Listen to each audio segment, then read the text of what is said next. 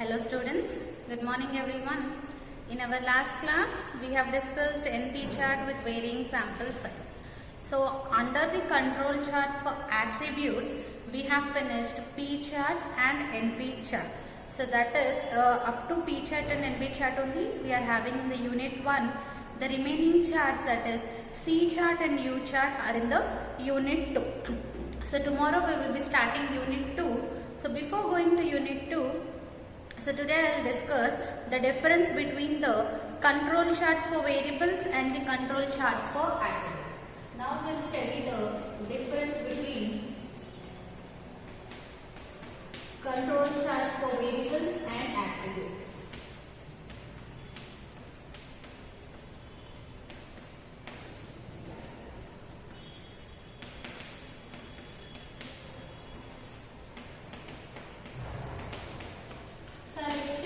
Drawing a box so that it will be easy for you to understand.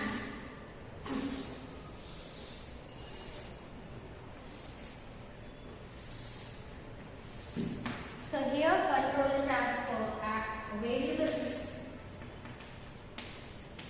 and here control charts for attributes. So we all know what is control charts for variables and what is control charts for attributes. So variables means if the quality is measurable. The first difference we already know that if the quality is measurable, we use control charts for variables. So control charts for variables always deals with the quality characteristics where the quality is a quantitative data. Quantitative means it is numerical, that means you have a measurable values. Then only we consider the control charts for variables. So whenever your quality characteristic is not measurable, so whenever you have qualitative data, so whenever quality is not measurable, we use control charts for attribute.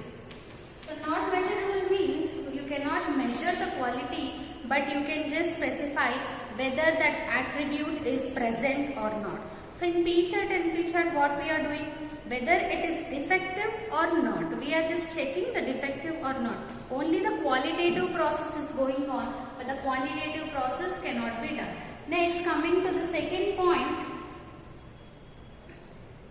So coming to the second point is that, so while doing the problems, what we have done for control charts for variables, we have constructed mean, range and sigma chart. So at that time I said that always we use a combination, right? Mean and R chart or mean and S chart. So always two charts are required. So whenever you have two quantitative characteristics, at that time you will be drawing a separate chart. So here a separate chart is required for every quantitative quality characteristic. A separate chart is required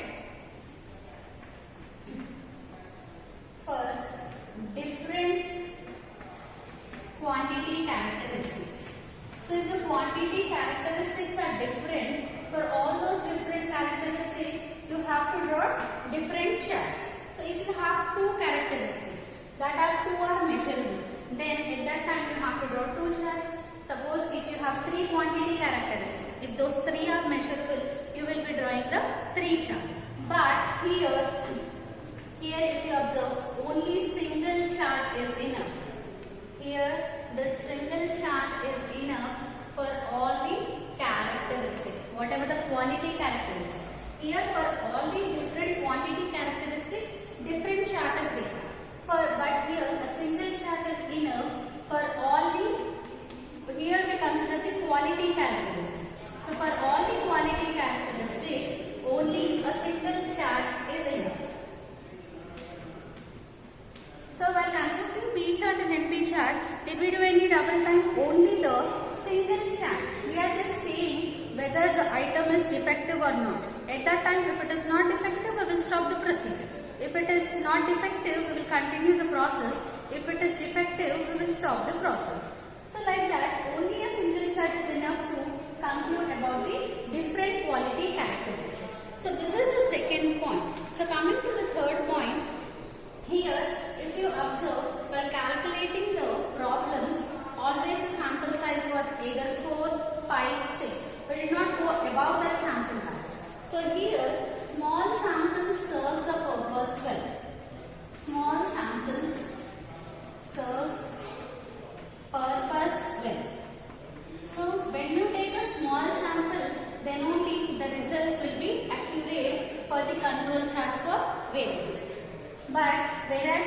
chart, we have observed that the sample size is 100, sample size 1000, 500. So here the large sample serves a purpose well. Large sample serves purpose well. So this is about the sample size. Next, coming to the next point is here the cost of inspection is very large. So here the cost of inspection. So here we are inspecting, right? We are checking the quality control means we are inspecting the product, that is whatever the goods are there, whatever the items are there, we are inspecting that. So in this case, control charts for variables, the cost of inspection is very high, because separate chart we will be drawing for separate quantity characteristics. If you are taking two quantity characteristics, according to that the cost will also be increased. But here we will be consider single chart. That's why the cost of inspection is high, whereas here the cost of inspection is low. So according to cost, the variable control charts for variables have the high cost of inspection, whereas control charts for attributes have the less cost of inspection. The next point is it has the high calculations. The calculations are very difficult compared to the control charts for attributes. So whatever the calculations involves, it is having high computations. So in control charts for variables, we will be considering the table values also. A1, A2's values, B values, C values. And whatever the table we are getting, for each sample we will calculate the mean, and for that means we will be calculating the overall mean. If it is R chart, for every sample we will calculate R1, R2, then for that we will calculate overall R. Similarly for sigma chart, that is S chart, we will calculate for every sample S value and again overall S bar value. So it has a high computation values. It includes the more computations. Whereas in the P chart or NP chart we have observed, we want only put P bar, right? We have calculated only P bar values. So that's why it has less computations. We may get in a different graph, that is for variable sample size. The graph will be little bit difficult, but comparatively if you compare the calculation part for the control charts for attribute is less as compared to the control charts for variables. So this is the next one. So coming to the next point. Next one is samples from the subgroup should be preferably equal size. So here we have seen a problem. If we have 10 samples, each and every sample will have same values, right? So always the sample size is same. Whatever the sample size we have considered is same throughout all the samples. If we consider 10 samples, in all those 10 samples we had 4 values or 5 values. So that is, the sample size is same, then only it can serve the purpose well. Similarly, control charts for attributes. We have P chart with fixed sample size and also along with the varying sample size. So here the sample size need not be same. Here the sample size need not be same. Excuse me. Next, the last point is, though it have heavy calculations and lot of cost in the inspection, these charts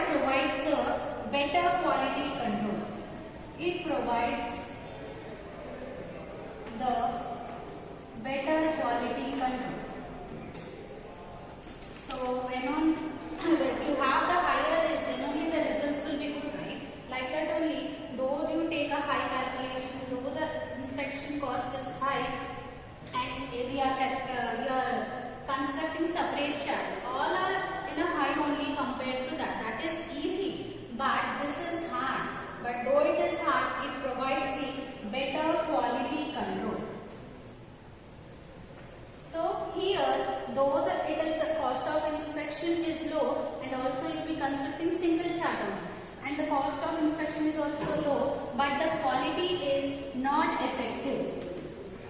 So in case of control charts for attributes, the quality is not effective when compared to the control charts for variables. So these are the major difference between the control charts for variables and control charts for attributes. First one is, we know quality is measurable, here quality is not measurable. Second is, we will be drawing constructing separate charts for every quantity characteristic. Here, for all the quality characteristics, only single chart is enough. Next is sample sizes. Small sample serves the purpose best. So here we take the large sample, then only the purpose will be good. Here the cost of inspection is high. Here the cost of inspection is low. Then here it requires a high calculations. Here it requires the less calculations. Here the sample size is same throughout all the samples, whereas here the sample size may differ. And the last one is, it provides the better quality control as compared to the control charts for attribute, as it is not that much effective. So this is an important question for short answer also. So next we will be learning about the uses of SQC. So we know that SQC have a wider applications in almost all the fields. So SQC is not limited to any one application. It is widely used in almost all the industries, whether it is an aircraft, textile or any industry it may be. So in all industries, quality is a major part. So to check that quality and give the accurate results, the SQC is mostly used in all the industries. So we will see some of the uses of the SQC. The first one is defects are detected. So for what purpose we are using the SQC? To improve our production process. So how we will be improving the production process? Since it detects the errors. So whatever the errors are there, that can be known by the process of error. So first point is, it detects the defectives. Defectives means a product is said to be defective if it has more number of defects. So defects are errors. If any product is having more number of errors, that item is considered as a defect. So this SQC helps to know that there are any defects in the production process that leads to the defective products. So main use of SQC is it detects the defective items. And not only detecting the detecting the defective items, it also gives the early warning also. So on the time itself, so on the production process only or at the time of the final good, we are checking it before it is reaching to the customer.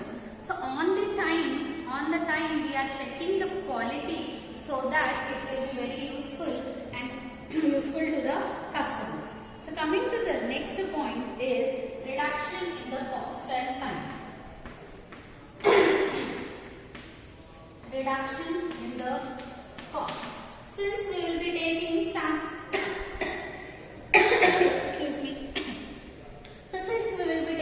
samples, right? So sampling inspection is done. So every all the production products will be divided into samples. Since they are divided into samples, the cost will be reduced and at the same time the time will also be reduced. So here SQC, by using SQC, we can reduce the cost and also the time. So main important thing is we can reduce the cost and we can reduce the time also. Next point is more efficiency. So we have discussed that SQC involves the sampling inspection along with the probability loss also. We will be using the concepts of 3 sigma limits. So by using 3 sigma limits concept or by the sampling inspections, it gives more efficient results as compared to the other quality control techniques.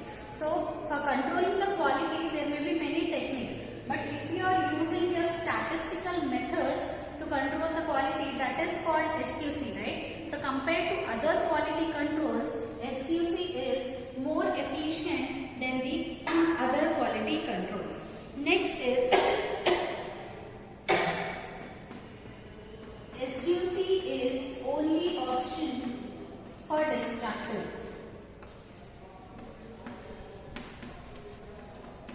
Destructive means, we know destructive means division, right? So whenever your population is divided into some subgroups, at that time to inspect that subgroups, this SQC is used. Destructive means whenever your population is divided into different subgroups, at that time we can inspect each and every subgroup separately so that the quality can be maintained.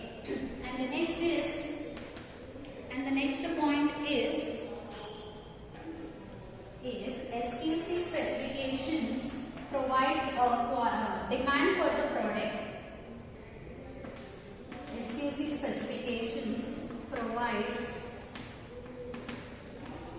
demand for a product. So how it provide a demand for the product? Suppose if any product is good, obviously we will be willing to buy that product. If it is having a good quality, then the customer will be. Specification means here, suppose I want a mobile in between the range, I am taking a price up to 10,000 only. So if it meets my specifications, so if my quality characteristics, the customer quality characteristics, if it is whatever the quality they are producing, if it is within my specification, then obviously I will be buying that product. That leads to the demand for the product. So SQC specifications provides a demand for the product. Next is improves the quality. Improves the quality and also maintains the quality. So it improves, along with the maintaining the quality, it also improves the quality level of the production process. And the last one is reduction in the losses.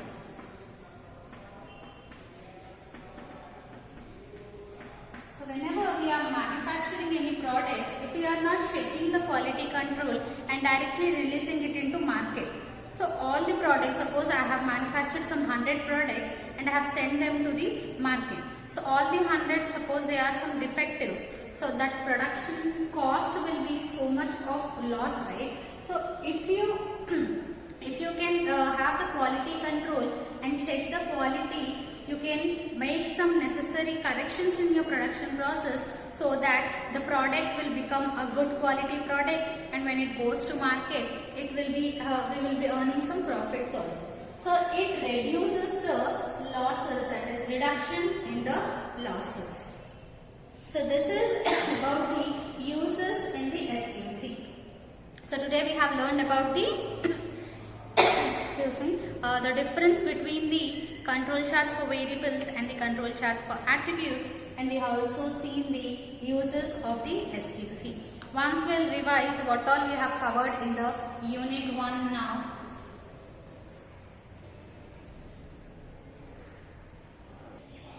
So what are the different charts we have learned and what are the different control limits? We'll have a just look at over there. So first we have constructed the mean chart, which is also known as X bar chart. So for every chart we will be having two cases, case 1 and case 2. So coming to case 1, that is when standards are known, that is mu and sigma. So in mean chart the standards are mu and sigma. So the control limits will be, so what are the control limits? They are mu plus or minus a sigma. If you put plus, you will be getting the UCL.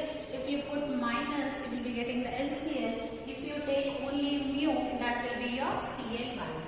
This is the case 1. And in case 2, you have two methods.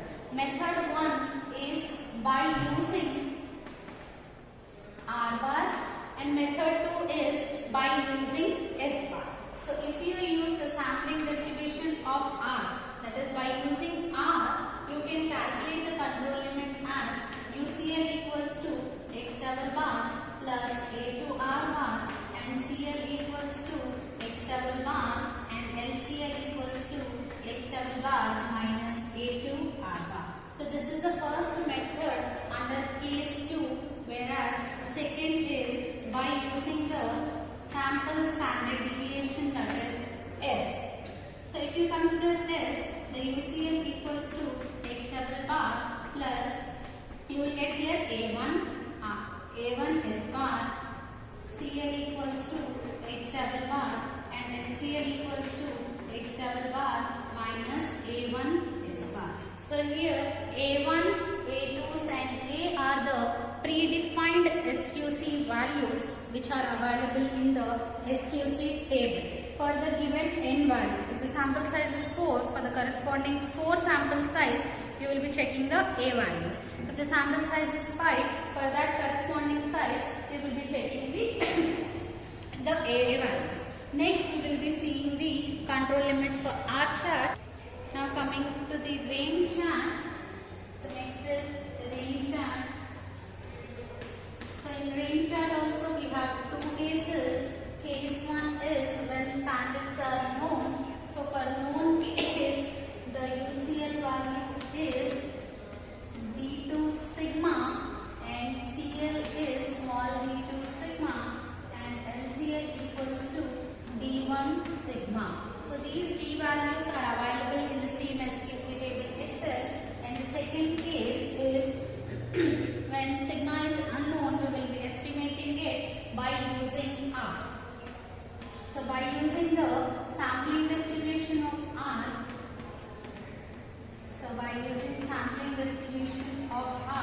we will be getting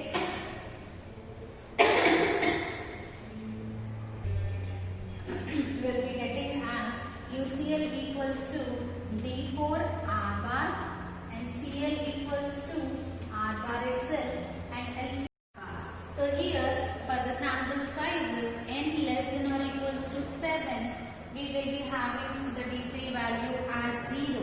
So whenever LCL values are negative or 0, we will be considering the LCL on the x-axis itself. Next, we will be seeing the chart for the standard deviation, that is S chart. So coming to S chart, here also we are having two cases. The first case is when the standards are. So for the case 1, the control limits will be B4 sigma. The control limits are B2 sigma, and that is the UCL value.